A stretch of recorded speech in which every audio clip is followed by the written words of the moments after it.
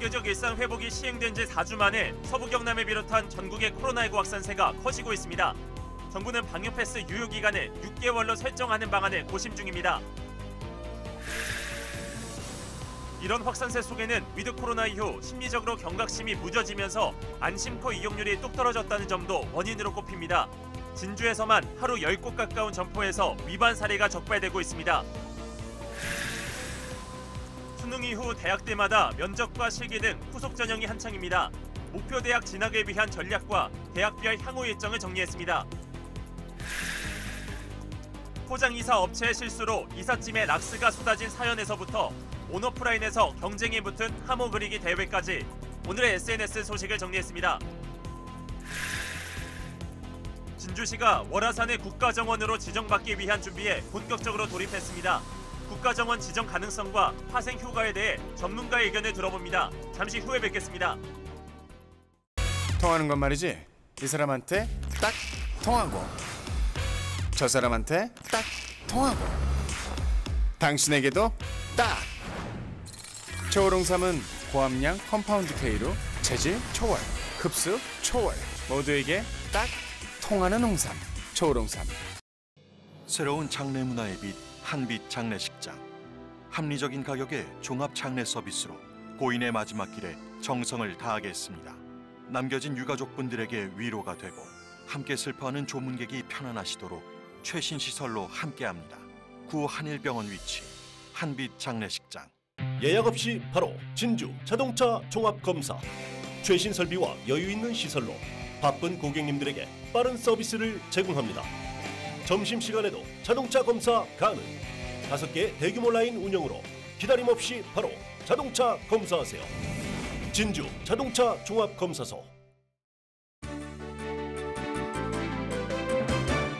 시청자 여러분 안녕하십니까? SCS 뉴스 인타임 시작합니다. 서부 경남을 비롯해 전국의 코로나19 확산세가 거셉니다. 사흘째 4,000명 가까운 확진자가 나오고 있는데요. 예상보다 빠른 확산세에 정부가 방역 패스 유효 기간을 6개월로 설정하는 방안을 고심 중입니다. 조진욱 기자입니다. 금요일 서부 경남 모든 시군에서 확진자가 나왔습니다. 총 12명으로 그 수는 많진 않지만 지역 곳곳에서 산발적 감염이 계속되는 점을 확인할 수 있습니다. 확진자 12명 가운데 5명은 증상이 있거나 본인이 희망해 검사를 받은 사례로 정확한 감염 경로를 조사 중입니다. 6명은 도내 확진자의 가족이나 지인, 직장 동료인데 이 중엔 함양 지인 모임 관련 확진자도 있어 도내 관련 누적 확진은 63명으로 늘었습니다. 한 명은 기존 확진자의 동선 노출자입니다. 경남 전체로 봐도 18개 시군에서 3개 시군만 빼고 모두 확진자가 나왔습니다. 전국적으로는 사흘째 4,000명 가까운 확산세가 이어지고 있습니다. 단계적 일상 회복이 시행된 지 4주 만입니다. 정부는 고령층 유행과 함께 중증 환자가 증가하는 추세라며 추가 접종의 속도를 높이고 있습니다. 고령층의 경우 본인의 안전을 위하여 추가 접종을 반드시 받아주실 것을 거듭 요청을 드립니다. 특히 요양병원과 요양시설 경우에는 하루빨이라도 접종을 하셔야 합니다. 다중이용시설 출입에 사용되는 이른바 방역 패스의 유효 기간을 6개월로 설정하는 방안도 논의되고 있습니다. 정부는 다음 주 월요일 이 같은 방안을 담은 종합대책을 발표하기로 했습니다. 한편 코로나19에서 완치된 뒤 다시 감염된 재감염 사례가 국내선 20건으로 조사됐습니다. SCS 조진욱입니다. 이달 초부터 단계적 일상 회복이 시작됐죠.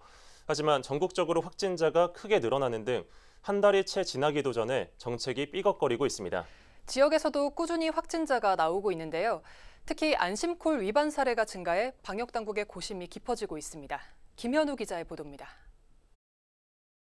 최근 전송된 서부 경남 지역 안전 안내 문자입니다. 지역별로 당일 확진자 발생 현황이 들어와 있습니다. 그런데 그 이상으로 화면을 가득 채운 건 확진자 동선에 따른 선별진료소 방문 요청 문자입니다. 진주와 사천에서만 하루 평균 서너 건의 동선 알림 문자가 오고 있는데 식당과 라이브 카페, 콜라텍 등 업종도 다양합니다. 일부 이용자들이 안심콜이나 출입 명부를 작성하지 않으면서 동선 파악이 되질 않자 방역당국이 안내 문자를 보낸 겁니다. 문제는 최근 들어 이와 같은 사례가 크게 늘고 있다는 사실입니다. 앞서 코로나19 발생 초기에는 확진자 동선에 따른 접촉자를 찾기 위해 주로 카드 결제 내역과 작성된 출입 명부를 활용했습니다. 하지만 카드사의 정보 제공이 지연되는 데다 출입 명부는 내용을 틀리게 적는 경우가 많아 지난 4월 안심콜이 도입됐는데 최근에는 이마저도 잘 지켜지지 않고 있는 겁니다. 가장 큰 이유는 11월 단계적 일상 회복 이후 방역에 대한 관심도가 다소 느슨해졌다는 데 있습니다. 사람들의 동선은 크게 늘어난 반면 안심콜을 하는 사람도 이를 관리하는 업주도 줄면서 지역사회 감염 위험도가 확대되고 있는 겁니다. 실제 하루에 많으면 10곳 가까운 점포에서 안심콜 위반 사례가 적발되고 있습니다. 특이하게 확진자분 동선이 좀 많았거든요. 그런데 안심콜을 다 안 한 건 아닌데 안 한 곳이 몇 군데 있더라고요. 그리고 또 거기에 그 영수증이나 이런 거와는 달리 안심콜이 좀 없기도 하고 해서 더 큰 문제는 앞으로입니다. 서부 경남의 경우 수도권에 비해 비교적 확진자가 적다 보니 최근 타 지역 방문객이 늘었는데 덩달아 확진자 방문 사례도 많아졌습니다. 여기에 겨울철로 접어들면서 실내 다중이용시설 이용량도 늘고 있습니다. 안심콜이 선택이 아닌 필수로 여겨지는 이유입니다. 자기 같은 동선들이 정확하게 기술이 안 되는 경우가 요 근래에 왕왕 있었습니다. 이제 그런 경우는 실제 안심콜이 안 되다 보면 그쪽에 같은 장소에 특히 다중이용시설이나 이런 데는 노출된 많은 사람들한테 그런 감염의 위험이 있다는 것들을 빨리 알려드릴 수가 없고 단계적 일상회복 발표 이후 다소 무뎌진 안심콜 이용 분위기. 대규모 확산으로 이어지지 않도록 우리 모두의 관심과 노력이 필요합니다. SCS 김현우입니다. 수능이 끝난 지도 일주일 정도가 지났습니다. 첫 문이과 통합시험에 체감 난이도도 높아 어려웠다는 평가가 이어지고 있는데요. 수능 이후 대학들에선 면접과 실기 등 고사가 한창 진행 중인 가운데 수험생들은 목표 대학 진학을 위한 전략 수립에 나섰습니다. 남경민 기자입니다. 지난 18일 코로나19 상황 속에서 치러진 두 번째 수능. 가채점 결과 전반적으로 다소 어렵게 출제된 것으로 나타나 불수능이었다는 평가입니다. 특히 이번 수능은 처음으로 문이과 통합으로 실시되기도 했습니다. 때문에 문과생이 수학 영역에서 이과생들에게 밀려 수시 모집 수능 최저 등급을 맞추기 어려워지는 변수도 발생하고 있습니다. 상대적으로 같은 등급 내에서 문과, 이과 학생의 비율이 이과 쪽으로 너무 쏠려다 보니까 학생들 입장에서 최저 맞추기가 어려운 부분인데 이런 가운데 대학들에선 면접과 실기 등 수시 전형이 한창 진행 중입니다. 서부 경남 내 지역 대학들의 면접 일정은 11월 4주차에 몰려 있으며 대부분 다음 달 중에 합격자를 발표합니다. 코로나19 상황 속에서 치러야 하는 만큼 방역수칙과 관련된 규정도 마련됐습니다. 경상국립대의 경우 면접 시 수험생은 신분 확인 후에 마스크를 필수로 착용해야 하며 학부모 대기실은 운영하지 않습니다. 또 진주교대에선 집단 면접을 폐지했고 경남도립남해대학은 면접 시 응시자를 제외한 외부인의 출입을 전면 통제합니다. 다음 달 30일부터는 정시 원서 접수도 시작됩니다. 전문가들은 우선 정확하게 가채점한 수능 점수를 바탕으로 수시와 정시 중 유리한 쪽을 판단하고 전략을 세우는 것이 중요하다고 조언했습니다. 특히 정시의 경우 가공부터 다공까지 총 3번의 복수 지원 기회를 잘 활용해야 한다고 덧붙였습니다. 그 결과에 따라 수시의 당락이 어느 정도 결정이 되고 그 다음에 또 수시에서 어려움을 겪게 되면 정시를 도전하면 되기 때문에 남은 기간 학교 선생님과 충분한 상담을 거쳐서 한편 이번 수능 성적표는 다음 달 10일 통지될 예정입니다. SCS 남경민입니다.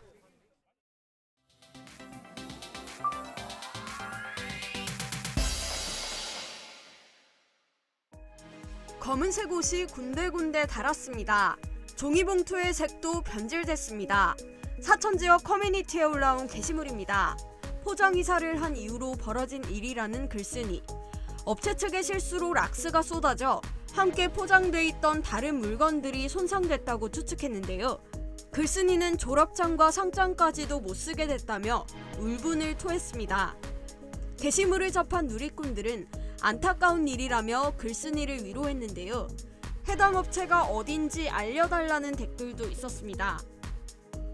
하모 공식 SNS에선 하모 그리기 대회가 열렸습니다. 상품이 하모 인형과 하모 수건이어서 누리꾼들의 반응도 뜨거운데요. 대회 설명에는 하모를 그리는 방법도 친절하게 설명돼 있습니다. 시민들은 각자 그린 하모를 SNS에 게시하고 있는데요.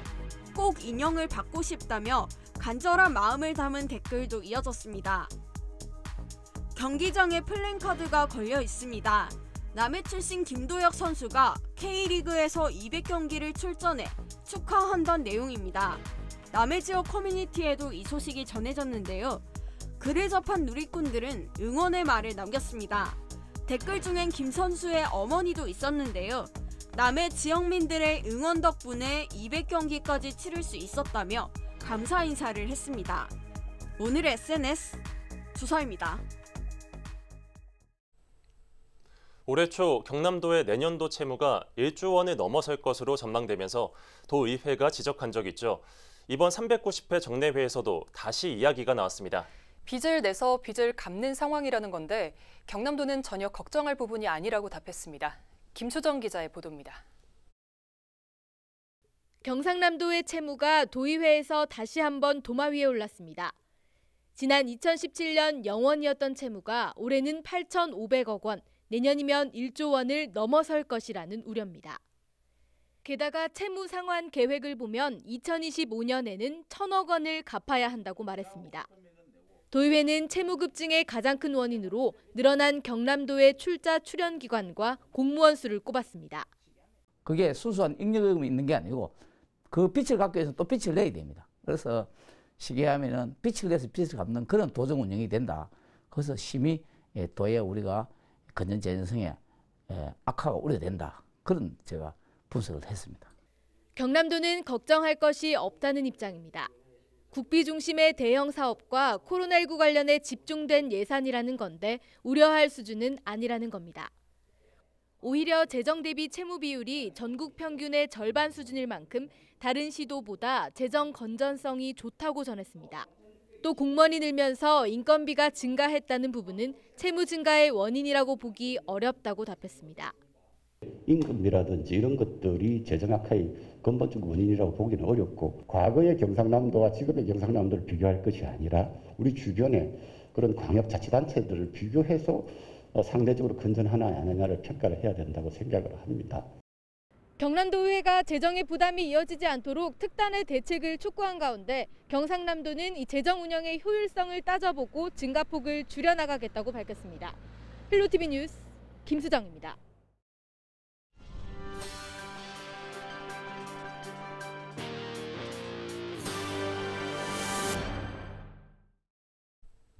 진주의 전통문화 활성화 방안을 논의하는 세미나가 26일 경상국립대 칠암 캠퍼스 100주년 기념관에서 열렸습니다. 이날 세미나에서 전문가들은 진주 건무와 진주 남강 유등축제 등 진주를 대표하는 전통문화를 활성화하기 위한 토론과 주제 발표를 이어갔습니다. 이번 세미나를 주최한 강민국 국회의원은 지난해 12월부터 진주가 살아야 대한민국이 산다는 주제로 산업과 문화, 경제 전문가들을 초청한 대담과 토론을 열고 있습니다. 강민국 의원의 말을 직접 들어보겠습니다.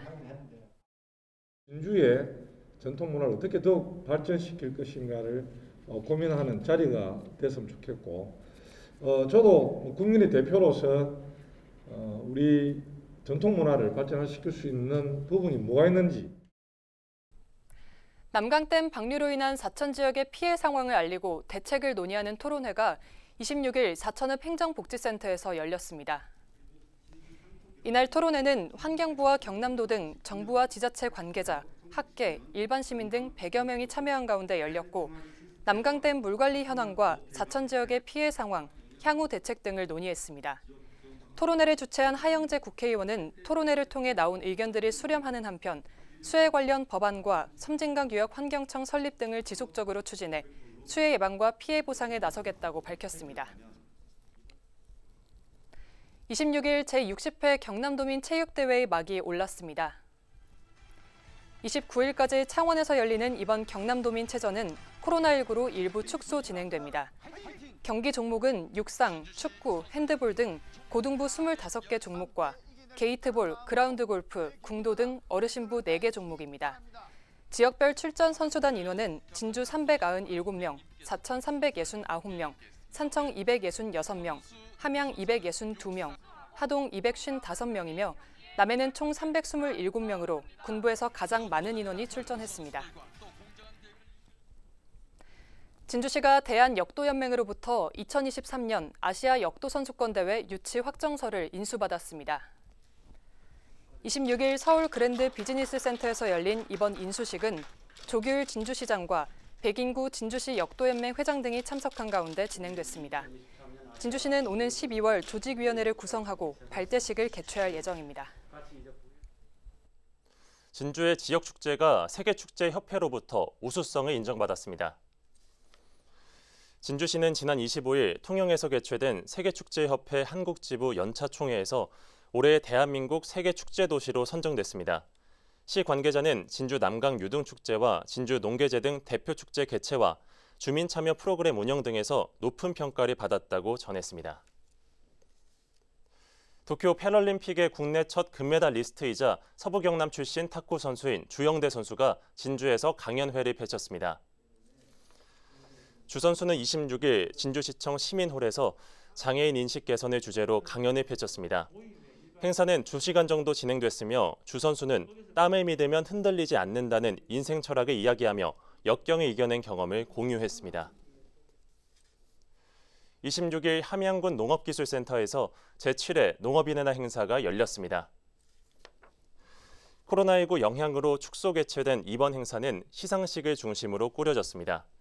이번 시상식에서는 이홍주, 김유선 씨 등 3명이 자랑스러운 농업인상을 수상했으며 이진국, 온원석 씨 등 3명이 농림축산식품부 장관 표창을 받았습니다. 서경방송이 빠르면 내년부터 IPTV 방송을 제공할 전망입니다. 과학기술정보통신부는 26일 서경방송을 비롯한 중소 SO 6개사에 IPTV 방식 방송 제공을 허용했습니다. IPTV 방식이 적용되면 인터넷망만 있으면 방송을 제공할 수 있어 권역 내 어디든 방송을 연결할 수 있습니다.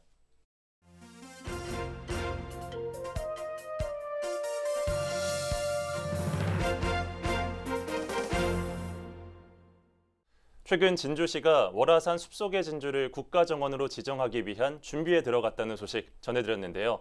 국가정원이란 이름은 물론 그 가치와 방법까지도 아직 생소한 느낌입니다. 스튜디오에 전문가 모셨는데 자세한 이야기 나눠보도록 하겠습니다. 허근영 경상국립대 조경학과 교수님 나와 계십니다. 교수님 안녕하십니까? 네, 안녕하세요. 네. 먼저 국가정원이 무엇인지 시청자분들께 설명 부탁드리겠습니다. 예, 먼저 공원과 공공정원은 다른 것입니다. 국가정원은 공공정원 중 하나인데 수목원 정원법에 의하면 국가정원이란 국가가 조성 및 운영하는 정원입니다. 이와 관련하여 지방정원은 지방자치단체가 조성 및 운영하는 정원입니다. 지방정원이 법상에 정한 기준을 만족하게 되면 국가정원으로 승격될 수 있는 자격이 부여됩니다. 국가정원은 국가의 정체성을 표현합니다. 또한 국민의 삶의 질 향상과 정원 산업 및 관광 등으로 국민 경제 발전에 이바지할 수 있습니다. 네, 국내 국가정원이 거의 없다고 들었는데 진주 월화산 숲속의 진주가 국가정원으로 지정될 가능성은 좀 어느 정도라고 보십니까? 2021년 기준으로 국가정원은 순천만 국가정원, 태화강 국가정원 2개소가 지정되었고 네. 지방정원으로 등록된 정원은 4개소입니다. 현재 많은 시군에서 지방정원을 조성하고 있습니다. 앞서 말씀드린 것처럼 21세기 정원은 정체성의 표현, 이용자 만족 및 경제적 가치로 평가할 수 있는데 월화산 숲속의 진주가 지역적 정체성을 차별화되게 표현하고 그 지역적 정체성이 국가적 정체성으로서 가치를 가진다면 교통 접근성이 양호한 월화산 숲속의 진주는 충분히 국가정원으로 지정될 수 있다고 봅니다. 네, 국가정원으로 진주 월화산 숲속의 진주가 지정될 가능성이 충분하다고 보셨는데 그러면 국가정원으로 지정되기 위한 절차에는 어떤 게 있을까요? 국가정원 지정은 2가지 절차가 있습니다. 하나는 처음부터 국가정원으로 지정되는 경우, 또 다른 하나는 지방정원으로 지정되고 일정 기간이 경과한 후에 평가하여 국가정원으로 지정되는 경우입니다. 제 바람은 월화산 숲속의 진주가 처음부터 국가정원으로 지정되었으면 합니다. 네. 그러나 예상하기로는 후자의 경우를 거쳐서 지정될 수 있을 것으로 판단됩니다. 산림청장이 지방정원을 국가정원으로 지정할 수 있는데요. 그 요건으로 면적 30만 제곱미터, 그중에 녹지 면적이 40% 이상, 5곳 이상의 주재정원이 조성되어야 하며 또한 정원관리 담당 인력, 운영 실적 등의 평가가 필요합니다. 이런 요건은 진주시가 충분히 만족시킬 수 있다고 봅니다. 네, 월화산 숲속의 진주가 국가정원으로 지정될 경우에 좀 어떤 효과가 있을 것으로 보십니까? 국가정원은 생활의 질, 문화, 산업 등에서 국가 및 지역의 브랜드 파워를 강화시키고 문화 및 휴양 등에서 수준 높은 라이프 스타일을 가지게 합니다. 정원 산업 및 정원 관광은 GDP 및 고용에서 지대한 효과를 미칠 것입니다. 그것은 이미 영국과 같은 선진국에서 또 순천시에서 충분히 검증되었다고 봅니다. 네, 말씀 잘 들었습니다. 네, 감사합니다. 모쪼록 월화산 숲속의 진주가 국가정원이 돼서 세계적인 명소가 될 수 있길 기대해 보겠습니다. 교수님 오늘 출연 감사합니다. 네, 감사합니다.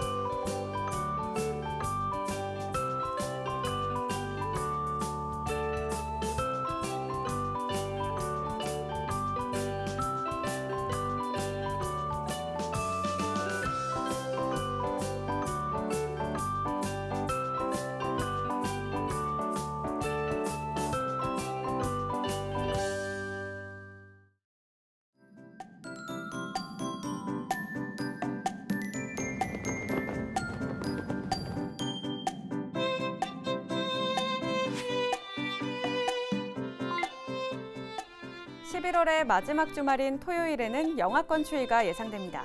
진주와 함양은 아침에 영하 1도 보이겠고요. 한낮에는 각각 13도와 12도로 일교차가 크게 벌어지겠습니다. 여기에 찬바람까지 더해져서 체감온도는 더 낮겠습니다. 날씨는 조금 춥겠지만 하늘은 맑고 푸르겠습니다. 먼지 없이 공기질은 깨끗하겠고요. 감기 가능 지수는 매우 높은 수준 전망됩니다. 지역별 날씨입니다. 토요일 우리 지역 모두 맑은 가운데 하동과 사천은 0도, 남해는 3도로 출발해서 한낮에는 12도에서 14도 분포 보이겠습니다. 남해 동부 앞바다도 종일 맑겠습니다. 오후가 되면서 물결은 비교적 잔잔하겠고 바람은 약간 강하게 불겠습니다. 주간 날씨입니다. 일요일에는 최저기온이 영하 3도로 토요일보다 더 쌀쌀하겠고요. 다음 주 화요일에는 비가 내릴 전망입니다. 날씨였습니다. 이상으로 SCS 뉴스인타임을 모두 마칩니다. 시청해주신 여러분 고맙습니다.